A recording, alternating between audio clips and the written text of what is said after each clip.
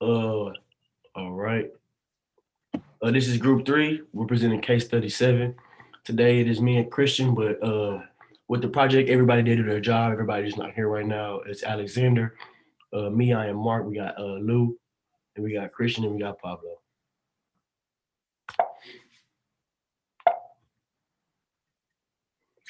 Question one: Can the failure of R&D actually be this devastating to a company? Yes, because actually, with the failure of R&D, there will be no innovation. There will be improper planning, and money will be wasted due to the project's lack of success. When question two, when project work goes bad and failure occurs, is it common practice for finger pointing and laying the blame to occur even at executive levels? This occurs often because whoever they point the blame at usually have to come out of pocket. So that's what happens with that. Question three: What information is found in Figure One? The information we found is that 3 out of the 7 falls, the company should be saved if found out early. And also, one information is lacking from Figure One. We decided that we can compare the cost and time with estimated value by adding cost of the project and time it took in each stage of the project. That way, we have the effective time and how long it took for everything to be completed. Number 5, is it possible that highly talented resources can overthink an R&D project to the point where they look for the most complicated solution rather than the simplest solution? Yes, I say that's something that happens all the time. Basically, basically, they try to work smarter, not harder, but they still end up overthinking things. And it's that's possible for anyone. Anyone can overthink a situation if they put under too much pressure, when in reality, the correct solution was right in front of their eyes. Question six: Is it good to have 5 R&D projects out of 12 completed successfully? No, it is not good. You need to have everything to make the project work. You can't half do the project and expect the project to still come out great. You know what I'm saying? Everything got to be in order and everything got to be done correct way. No two is no success, and it's easy to keep one project up at a time. Don't do too much at one time. Try to do different projects at one time. That's how you get confused, and you might end up doing one thing for one project that was meant to do for the other project. And too many losses can hurt the company in the long term. All right, so number 7, can PMO prevent failure? So the PMO, their job is to like detect early problems and have a make sure you have a clear project order, and they're responsible for developing management standards.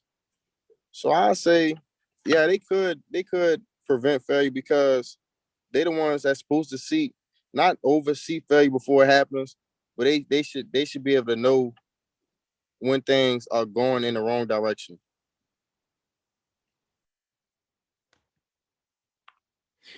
Question number 8: Is it inherently dangerous to encourage a project manager to recommend that his or her project be terminated during the early life cycle phases?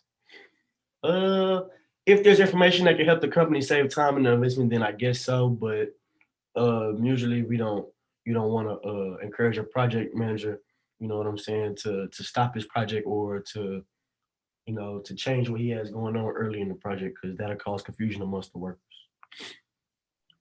9, who, if anyone, should be blamed for the failure of the project in this case study? Okay, the PMO, because they didn't see the problems earlier, and from what I read, there was no real clear plan. That's why a lot of them failed.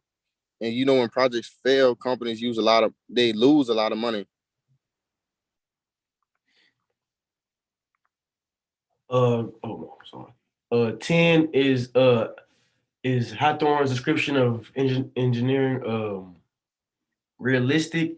Uh, I would believe so because everything he used to describe them, it was pretty accurate, and he didn't leave much out. Would you agree with Al Graves that the real cause of the failures appears to be a lack of good matrix? If this is the cause, then how do you justify that order that other projects were successful?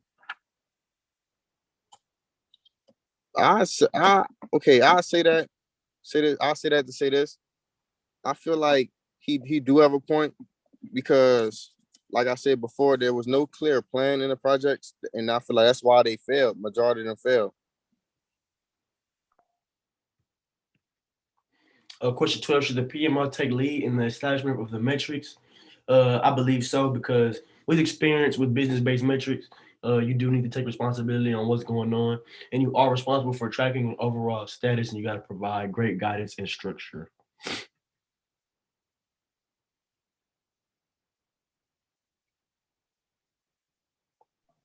Or 13 or a few days, enough time for the following on meeting, and should the executives attend?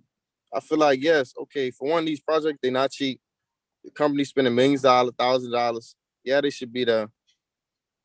I feel like that's a no brainer.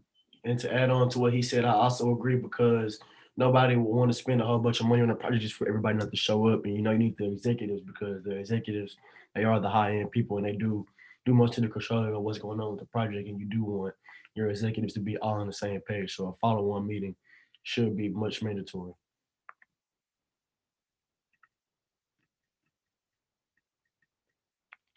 And that's going to be it for our presentation. Again, this is group three. Everybody couldn't be here, but today we have me and Christian, but also we have Lou, Pablo, and Alex. Thank you.